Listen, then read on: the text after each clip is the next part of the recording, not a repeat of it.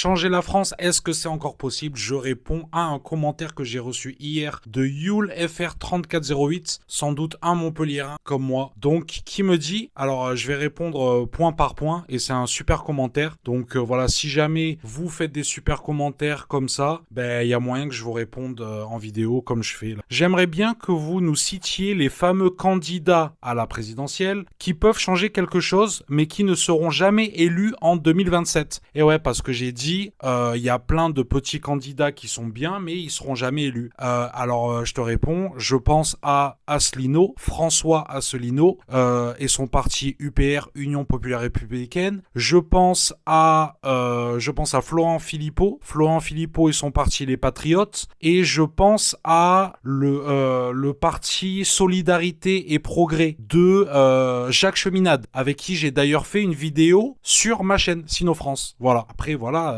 la France c'est cuit, et je vais en reparler tout à l'heure, à cause des médias, d'accord? Ces gens-là ne seront jamais élus à cause des médias. Voilà. Allez, je continue. La France est certes un pays dont la population vieillit, mais de là à dire que tout mouvement révolutionnaire populaire est impossible, je trouve exagéré. Alors, en fait, écoute poulet, regarde ce qui s'est passé avec les Gilets jaunes, et qu'a fait le gouvernement immédiatement. Alors en fait, j'ai deux choses à dire. Déjà, ça, l'exemple concret des Gilets jaunes, de la manif pour tous, tu vois, c'était des manifs quand même énormes, avec des millions de gens dans les rues, et il n'y a rien qu'à changer. Il n'y a rien qu'à changer. Là, ils viennent de voter les retraites à 64 ans. Enfin, qu'on soit pour ou contre, c'est pas ça le problème. Le problème, c'est que la volonté du peuple n'est pas prise en compte, en fait. C'est bien ça le problème, contrairement à la Chine, et j'y reviendrai tout à l'heure.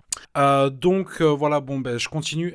Et ouais, sinon, parce que j'avais dit 2 points sur ce truc. Le deuxième point, c'est que le gouvernement français met de plus en plus d'argent dans les CRS, d'accord, la police, dans la répression en fait. Donc tout ce qui est manifestation, ça va être de plus en plus dur. Voilà, là ils ont les centaures, ils appellent ça. C'est des tanks urbains, des tanks contre les manifestations. Voilà, parce que évidemment il y a plein. Les Français ils sont chauds, les gilets jaunes ils sont chauds. Il y a pas de souci. Mais tu fais quoi face à des CRS en fait? Pas grand chose, tu vois. Donc en plus les gilets jaunes, on a parlé de ça pendant longtemps, qu'il n'y avait pas vraiment de leader. Donc voilà, l'organisation, c'est comme ça. On sait, en tout cas, on a tous entendu dire que voilà, la Révolution française, par exemple, ça a été organisé, mine de rien, notamment par les banquiers, etc. Il y a des gens bien plus calés que moi, voilà. Mais là, qui veut un changement de pouvoir? Quelle élite? On a besoin d'élite pour ça? Ben personne. En tout cas, personne de crédible là-dedans.